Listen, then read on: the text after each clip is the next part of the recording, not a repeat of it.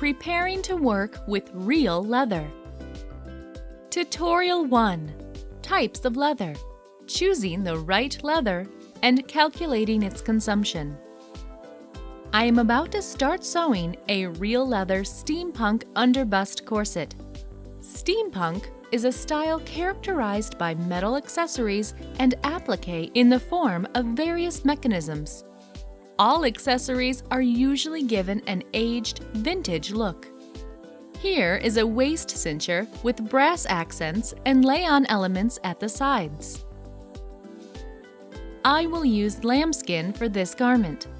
Judging from my personal experience, this type of genuine leather is best for sewing corsets because it is flexible enough and hugs the curves nicely.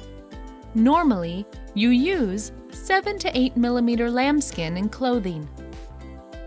You can achieve a very nice decorative effect by combining plain dyed lambskin and lambskin with different coating effects. Metallic, for example. Needless to say that you should be very careful when working with such leather because metallic coatings may go dull under high temperature. For instance, when you apply iron-on duplicating fabric. Silver or lame-covered leather is also broadly used. You can also find sheepskin with coatings, which will allow you to combine the face with the underside, i.e., make the underside visible. The wide spectrum of available colors will really let your creative flows run free. I will decorate my garment using all these types of leather in the forthcoming tutorials. You can also sew corsets from pigskin. Pigskin, however, is not robust enough unless you apply some special treatment to its surface. Otherwise, it may easily start coming apart when wet. In order to make pigskin more noble and robust, you need to cover it with a layer of polish.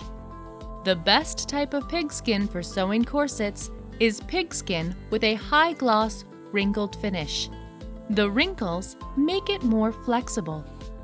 Pigskin with a high-gloss, smooth finish is stiffer and tends to form folds. This kind of leather should only be used if you want to achieve a particular effect. Bovine leather is also suitable for corset making. It is thicker and more durable, and it does not get scratched as easily. Although this leather is still rather flexible, it does not stretch as well. It is thicker than sheepskin and pigskin.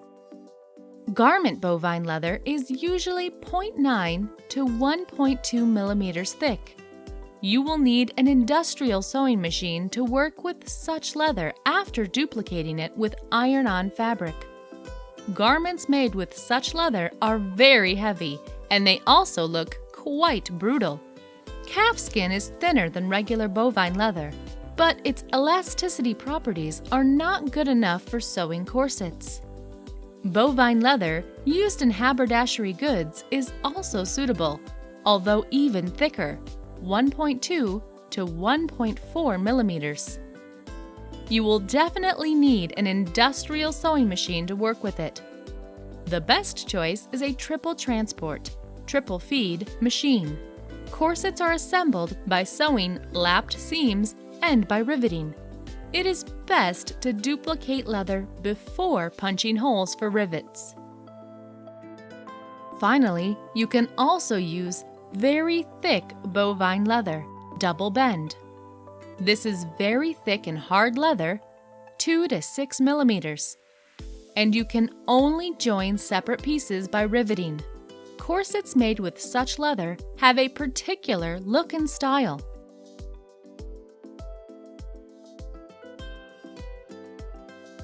I have chosen sheepskin of 2 colors for my corset, chocolate brown and tan.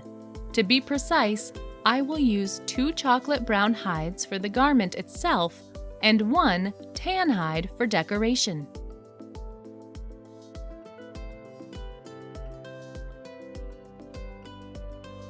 Make sure to take the pattern of your garment with you when shopping for leather.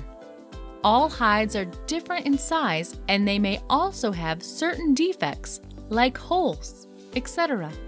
It's why you need to lay out your pattern on the hides to double check everything and make sure you get the right amount of leather. Don't forget to account for seam allowances either. Moreover, you should bear in mind that even hides from the same batch might differ in shade. The size of a hide is usually measured in square feet or square decimeters, dm squared. It takes about 8 to 12 square feet of leather to sew an underbust corset, depending on the size. Just like regular fabric, a hide tends to stretch more in a certain direction and less in other directions. It stretches least lengthwise, parallel to the backbone.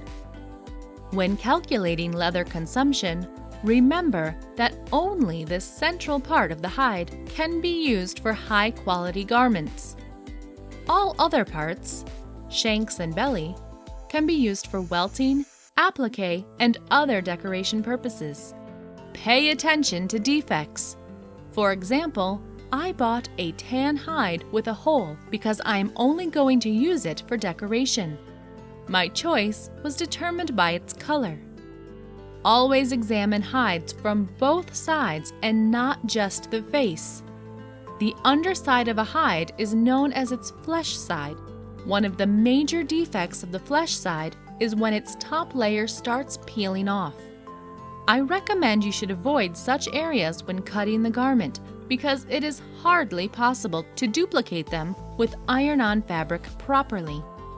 It is also a good idea to hold the hide up against the light before making your choice.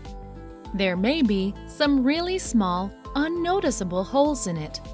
I suggest you should circle stretch marks or any other defects with a pencil as soon as you notice them, to avoid these areas during the cutting. I need to press the hides before I start working with them. I set the iron to wool, turn off the steam, and press them from the flesh side. You can overlay the hide with paper if your iron sticks to the surface. Try to press a small area first to make sure your leather won't change its color and structure under high temperature. Careful! It is easy to over-dry leather. It will lose all moisture, shrink, and become absolutely unsuitable for sewing. You should always be very careful when pressing metallic leather because it might not only change its color, but also go dull.